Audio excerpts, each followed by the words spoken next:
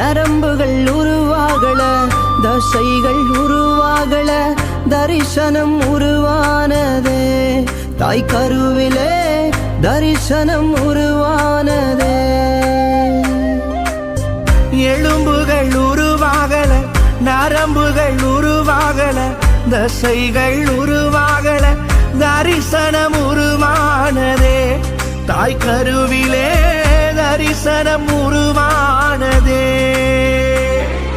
எப்படி பாவுமக்கு நன்றி சொல்லுவ, சொல்ல வார்த்தையே இல்ல. நீங்க போதும் என் வாழ்க்கை முழுவதும், வேறு ஆசையே இல்ல.